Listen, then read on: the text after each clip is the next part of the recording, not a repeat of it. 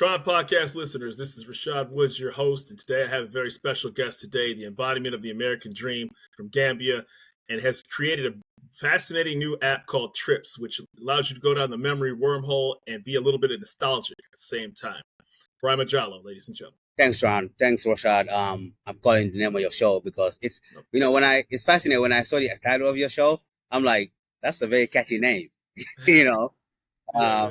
But yeah, thanks for having me, man. I'm glad to join you here and talk about my journey on how I build Trips and all the ins and outs that comes with just building your own technology company when you're not like Facebook, when you're not like TikTok, when you're not like Twitter. It's a different approach. So yeah, I'm glad to join you so we can go down memory lane, if you will. Well, the same thing is like, when you're trying to do a podcast or where you're trying to do a social media app, it's a very crowded space and there's a lot of imitators and copycatters. And so you don't want to be a flash in the pan. You don't want to look like you're, latching onto a trend. So you have to carve out your own particular space. And it seems like you've done that.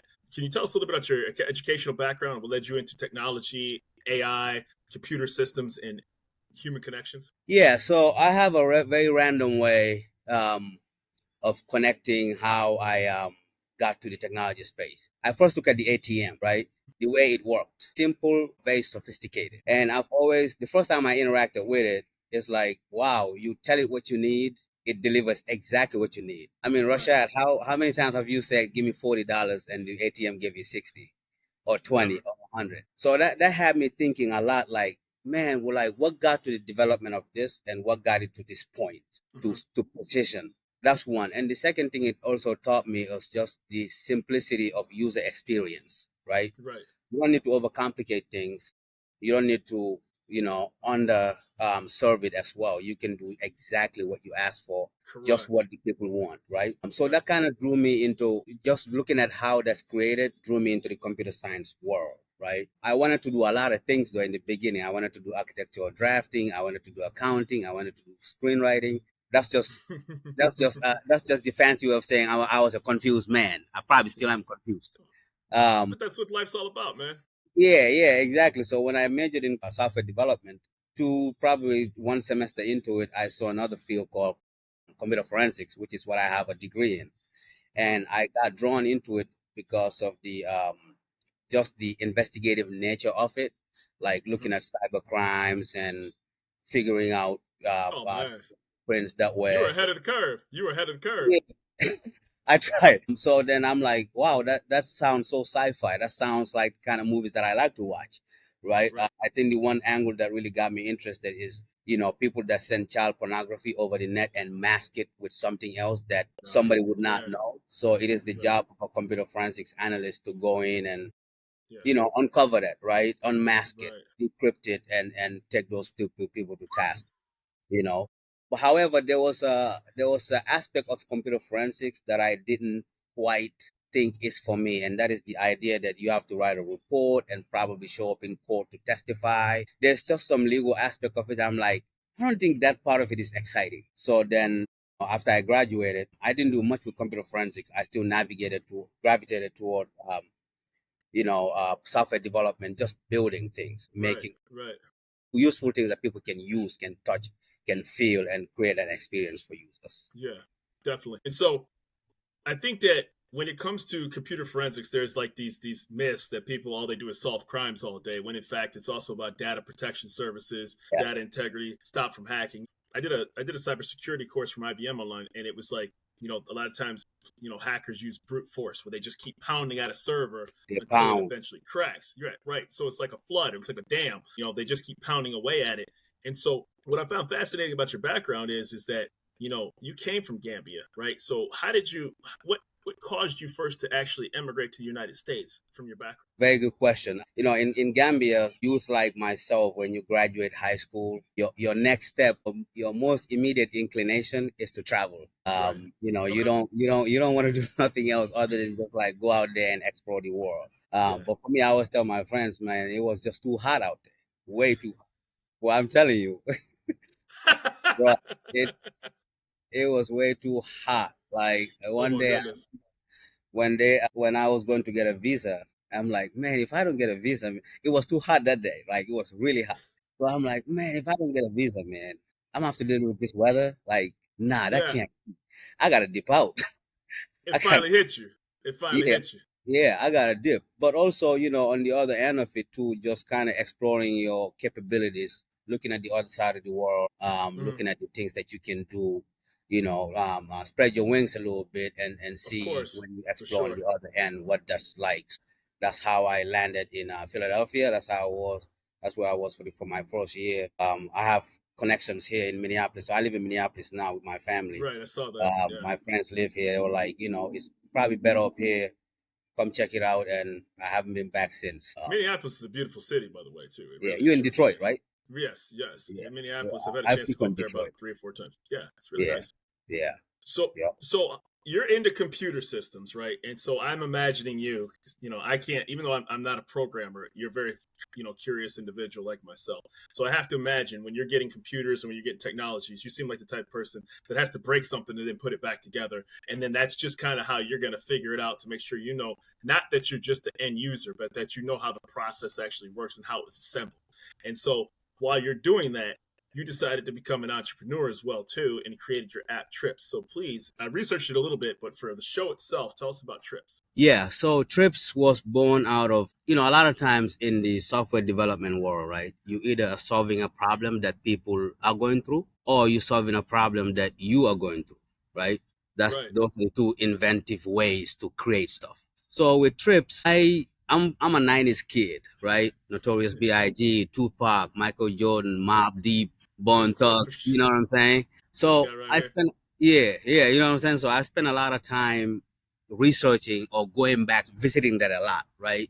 Right. And spend a lot of time on YouTube, more times than I'm supposed to, honestly. We all do. We all You know do. what I'm saying? Like going down memory lane. So one day I was like, yo, it would probably be better if I just come up with a platform where, people can just visit and share and Mhm. archive, but also relive those memories, right? Of course. That's So beautiful. it wasn't I went out and asked people like, hey, what do you like? It was me figuring out there's a need for me for something, and then I went out and built it. And coincidentally though, when I go to YouTube, I go a particular song or whatever sports, Michael Jordan doing the fadeaway with Utah in '98.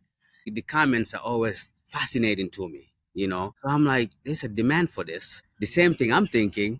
There are Hmm. people out there that are that are navigating towards that as well. So Right.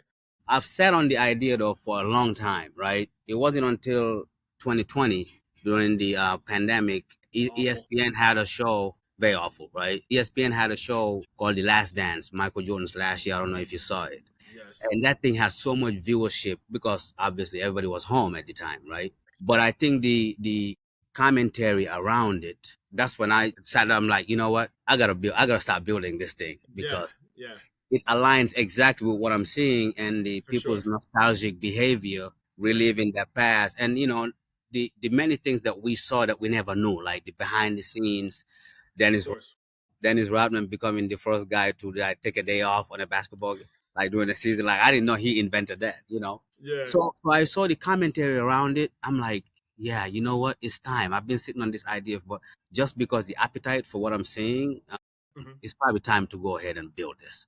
And me coming from a business analyst, product owner, product development background, the role of a business analyst is to sit in between people that want to use a product and people that build the product, right? So I'm exposed to both worlds. My job is to understand what Rashad needs, right? From a Right. strictly purely user perspective. Rashad Correct. is not technology savvy. He doesn't write code. He just wants something. And then Correct. I go to developers and say, they don't know what, like a lot of developers don't understand basic user experiences as well. So that's how I kind of. Well, it's funny. I hate to cut you off, but it's funny you say that because people can gravitate towards what they're good at, right? So, if when you're a software developer, you're like, I got to throw all these fancy codes, and then you can just go down the wormhole of coding, right? Right. And then you're like, dude, think about somebody that's just sitting on their couch watching TV that just wants to have an instant moment. And I'm sure you've done your research, which is if something doesn't get somebody's attention in like 7 seconds now, Right. you're done. You're done. You don't have that luxury like you did, 30 years ago, where people are willing to give chance after chance and wait for stuff, even just a page loading on the internet. You know what Yeah. I mean? What is that thing they say? you rarely get a second chance to make a first impression. Is that what they? Mm-hmm. Is that the right way? Absolutely. But Yes. yes, I agree with you. The building process of this, and I had to do my own sort of. I had to evolve as well, because being a staff employee on a technology group versus building my own thing is two different worlds, bro. Like, Right. it's not even the I'm same, sure. and I think you can appreciate that, right? Yeah. For So sure. for me, the biggest thing was the way I'm thinking of the idea. How do I really translate it into an app, right? Right. Because it's a vast random idea. Like, okay, like build a platform that is gonna be memory based. But Right. how exactly do you make it that identity? How do you give it that Mm-hmm. identity? That was a tough. And then you're running into a situation where it's like a bridge generation. It's like a gap, bridge gap center generation, right? So you have, if you're a 90s baby, you Right. know what a blockbuster is like. You know what it's like to use the yellow pages. But at the same time, technology didn't come hard for you because you're right in between where the internet was exploding. You know, that circa 99 to like 2006, where everything started converting really to digitally. Mm-hmm. You know, you're a teenager or a young adult and you grew right along with it and it became normal. So for you to grasp it, nostalgia, like look at one of the most popular shows out right now is Stranger Things, and there's a reason why it's one of the most, because everybody's like, oh man, this reminds me of Steven Spielberg movies, this reminds me of Stephen King things. So all those people that were 6, 7, 8 years old, now they're watching this and they're 40, 45, and they're like, oh my god, this reminds me of everything that I grew up with. I'm so glad you mentioned that, because Stranger Things was something that I keep in mind all the time, right? Right, right. If you look at Stranger Things, there's got these really nostalgic themes around it. Mm-hmm. The whole show, right? Beautiful show, wonderful Beautiful show. show, right? But if you move past Stranger Things, look at Burger King, look at Yeah, McDonald's, look at the right. commercial. Every product today, and that motivated me to build trips, which I'll get into here in a little bit. But when I was doing my research during the building process, like, why should I build a nostalgic website? Why should Right. I build a nostalgic platform? Right? Just kind of challenging my own assumption. Like, Mhm. is it the market ready or is it not? Right? In my research, I found something interesting. There was a Ipsos research that analyzed about 2,000 advertisements, Mhm. right? And they found out that the ones that channel nostalgia within the ads force people 2.5 times more to buy stuff than the ones that did not, Oh right? wow. Yeah, Yeah. it's interesting, because the thing is, if you are a brand, right, and you channel the best way to channel my trust is to channel something that I was fond of in my Mm-hmm. younger years, Mm-hmm. right? If you go to my Nintendo game, like your PlayStation, to the Yes. Walkman, right, to the CD player, you are Yes. more likely to sell to me. And the other result that I found is that once you catch people in a nostalgic behavior, they no longer care about the price they spend on the product. Right. It You know what I'm becomes, saying? because you're bringing up something that more than likely is a very positive memory of them. You know, it's like how eBay got founded, and I'm paraphrasing this because I looked at how eBay was founded. He like Mhm. put up a pen for sale, and he said he went to bed. They said the guy went to bed, didn't think anything of it when he created the platform, and then he said he had all these offers on it, and he asked the guy, he was like, "How the heck? Why do you want to bid this for this particular?" He's like, "I'm a pen collector, and this is very important for me to have this pen, and I don't care about the price of it." So to your point, you know, when you bring up memories with people, it resonates with them. I mean, look at the NFL, for goodness sakes, right? And I don't know if you Yes, watch football or not. It's I on watch football a lot. it's on 7 different platforms and nobody cares. And they know I thought it was they can get 17. right. Like it's on YouTube, and maybe I'm getting the number wrong. It's on Amazon, it's on Fox, it's on So many. CBS, it's on ESPN, and it's on Netflix, right? And I'm probably missing one or two. And it does not matter. YouTube. Literally does they don't people don't even think twice of subscribing to it all. Yeah, Right. yeah. You know, you got a good point there. When you really look into this, right? Somebody asked me one time, because I told them the Trips platform is not meant to be, and they thought I was shooting myself in the foot when I said it's not meant to be addictive. Mm-hmm. And what I mean by that is, naturally, you're not meant to be addicted to your memories. You just Right. visit them every once in a while, because the present world around you is moving too fast, right? Correct. If you, if people always say, "Man, I miss the good old days," I don't think that's because the good old days were better. Yeah. It's just that today the environment around them is changing so quick, Right. and so as a human being, you are always forced to think that your yesterday life was better. It happens to all of Correct. us, right? Every once in a while you say, I miss when times were simple. Let me ask you a question, Rashad. You think today is simple, like right now? I think that no, I'll be honest with you. I think it is, and that's because things are accessible at a quicker mat. Like this is just my opinion, but I Mm-hmm. think that things that you want to get are more accessible than ever before. Like if you want to order food, you Mm-hmm. don't have to go through the yellow pages, et cetera, et cetera. If you want to get your items delivered, I think maybe a better terminology is things are more accessible to your immediate needs than they are Right. necessarily simpler. Things are complex, but I think there's some really great businesses out there that are trying to take the complexity out of the end of the person and put Right. it more because they want fast transactions, right? They want quick transactions. Sometimes Yeah. it's at the detriment, right? They're like, if people can just check out their own groceries, that problem be solved. Well, checking out your own groceries sucks, right? Mm-hmm. It absolutely, because Yeah. you don't have anything goes wrong during that transaction.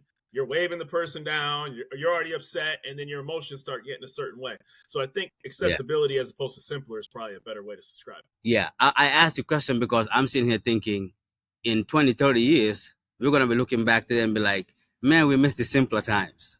it. You know what I'm saying? Like, we're going to look at 2025 as a time that was simple when social media is like growing so fast and the trends, which brings me to a point. Speaking of trends, right? The differentiation between trips, and for everybody watching, trips is not TRIP, it's TRIPPZ, because I'm thinking multiple trips down memory lane, right? So Hmm. I need to clarify that. So it's not, don't go to the app store looking for TRIPS, look for Hmm. TRIPPZ.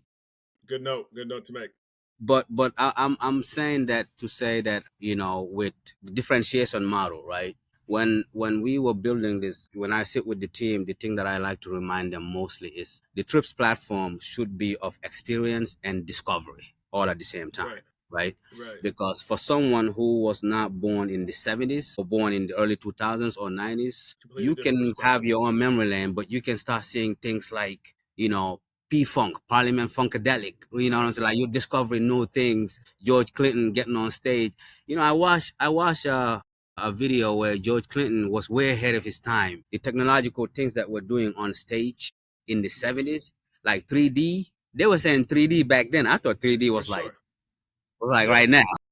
Right. Well, the ironic part too is that even like wanting to see a movie now, right? Like you have the movie that's spoiled for you if you go on YouTube or if you Google it, like a movie ending. Like you Hmm. have to be very cognizant and not get a movie spoiled for you because you could just go to like Google News and it can be the first headline right there, right? And you're like, Yeah. dang, I wasn't even looking for that, and the next, a really good ending was spoiled. So or if you wanted to see a movie, you would have to watch the trailer, maybe on the cassette, the video, the VHS, or you'd have to see it in the theater. But then the movie now can be spoiled for you because 3/4 of the movie is already told in the trailer that you saw.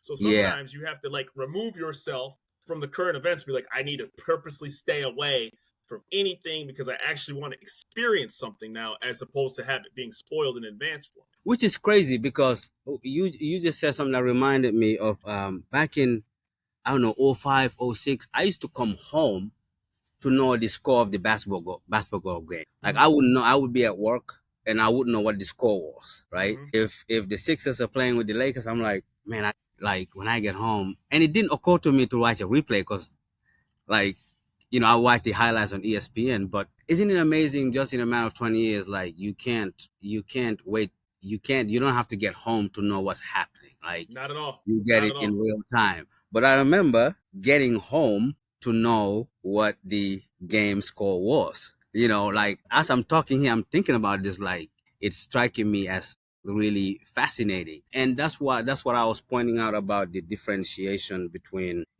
people ask me like, why can I just go to Facebook and post a memory? Keep in mind, Facebook do have a memory feature. If you took a picture last year and today is Right. that anniversary, you see, or on this day last year you took this picture. But that's just a feature, right? What Correct. we're doing at Trips is expanding and making it the product itself, right? The TikToks of the world, the Instagram of the world, they prioritize today, right? Whereas with Trips, we prioritize that journey, right? You can Mm-hmm. start from looking at it from streaming. Today we stream music. Before we stream music, we had the iPod. Before we had the Right. iPad, we had the CD player. Before we had the CD player, we had the Right. cassette tape. Before we had the Right. cassette, we had the vinyl. Right. Before we had the Right. vinyl, we had just radio. What happened before Exactly. radio? So I like to think in that realm. My fascination, you asked earlier, like what drove me into this. I like to think of things that happened way before I was born. I like to Of sit here and course. Of imagine, course. like, wow, what did they do? Like I found out the point about music. People before this, you have to go out and watch the music. Hmm. You couldn't listen to it on any device. You had to. That was the only way to listen to music. And if you were a terrible singer or artist, you couldn't hide behind anything else. So you had to No, be the real. I'm not saying that people weren't untalented back then, I'm but you sure there had were to a lot of actually ones. be able to actually perform what people said you could perform. There was no audio tune or no sort of which if you they were going to find out if you were the real deal, Yeah, essentially. yeah, exactly. And we have this feature on the app where we call it the journey. So the way we operate is just you want to post something, a particular category, you want to do throwback technology, you want to post about musical memories, sports, legendary sports, fashion. I'm sure you had some baggy jeans in the '90s that you probably don't want the crowd to see anymore. But Well, there's a category that I'm fascinated by. It's called the journey, right? mhm. We went back and forth between naming it. Do we call it the becoming or the journey? And what that Right, category means is, so let's take you, Rashad, for instance. You got a podcast, popular right, podcast, people are listening, but we only see your popular podcast. right, We don't know what got you, how you got to this journey, right? We don't for know how sure. you got here. And I'm sure Right, right, you've had to do a lot of sacrifices, a lot of ins and outs. And what the journey does is to say, hey, Rashad, we see the successful part of your life, but could you walk right. us down memory lane? That's awesome. You know what I'm saying? Absolutely. Like, because we just see the flash, right? We don't know how you got here. So Right, someone like Jeff Bezos, we don't know how they got here, but it would be nice if they can walk us down memory lane and say, right. here's why I almost gave up. As you know, this podcast, I'm sure there's a lot of times you were like, man, is this really what I want to For do? sure. No, Every but day. the perseverance gets you there. I think the most correct, and then to your point is that I'm thinking in my head too how your podcast could grow. I mean, your podcast, excuse me, your platform could grow because obviously that's your space, not mine. But if you had a merchandise store of nostalgic materials that people could purchase things, whether it's Don't give it movies, away now. Don't give it away now. I'm sorry, I'm But sorry. no, go ahead, because I'm about to add something to that. Yeah, I was just thinking, like, for people who are going down the memory lanes, if they wanted to buy boom boxes, if they wanted to buy Nintendos, if they wanted to buy certain movie posters, right? So that way it could be integrated into their memory bank and make it a consumer experience. Because, most of the people that I'm sure that you're aiming for are between 38 to 50. So it's not like they're that old, right? Hmm. And for people who are 17, 18, if you're fortunate enough, you'll reach those ages and you got to deal with it. Right, right. I'm so glad you mentioned that because when I was thinking of this app idea, I paused on it because there was a commercial aspect of it that I'm like, they gotta go hand in hand, right? I gotta find a way to make money out of it, right?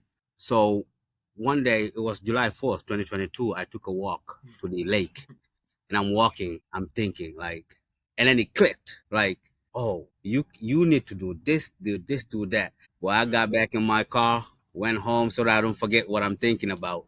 That was Mm-hmm. the first day I put the idea on paper. But Good, good. the future vision of this platform, we're thinking of partnerships, branding. At this point, we'll focus on the user growth, but Right. let's be assured we're thinking of a lot of different fascinating things right now, especially on Right. the advertising end. This might be the first platform where you will see people actually go to the ad, right?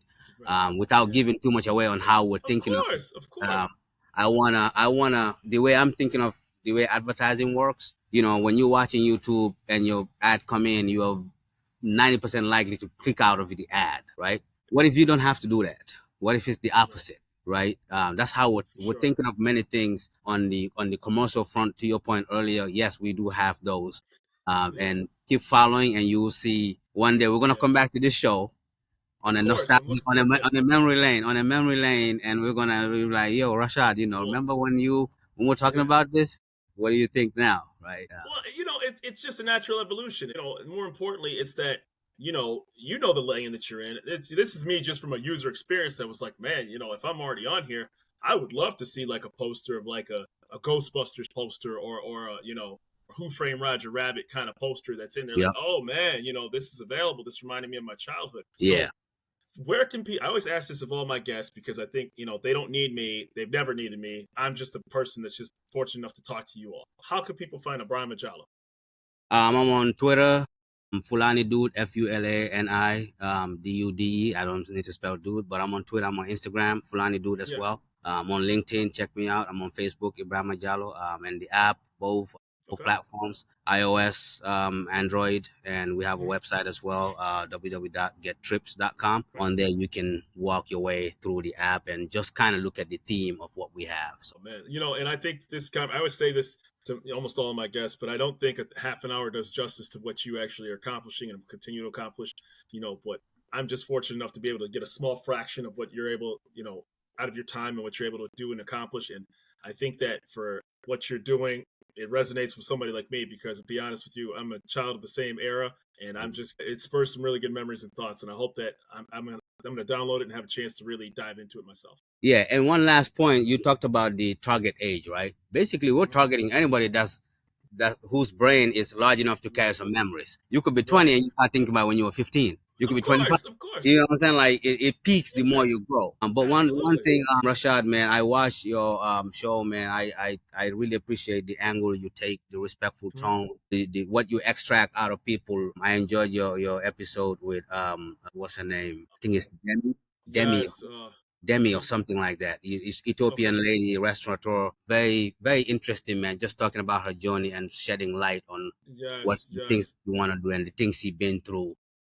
That was a beautiful story. It was very very heartwarming, and I'm sure it resonated very closely with you as well too. Yeah, Similar background and things like that. And so that was touching, and it was really good for her to share her story with yeah, me and get a chance to really actually be involved with that. And so I for really sure. really really take that to heart. It's Zed Wamadou. That's what her name was. Zed, not Zed Demi. Wamadou. Zed, Zed. Zed. Yes. So her Sorry, story yeah. was very great, and But I'm sure nothing. the stories can be much more beautiful if the host is able to extract it, right? And I think you do a great job. I watched that whole thing, like, wow. You're learning as you go. So. Oh, But yeah, hey, man, I appreciate it, man. Thanks for having me around, and we'll get back to this again at some very point. much, very much appreciate you, sir, and best success to you. Cool. Thanks, man.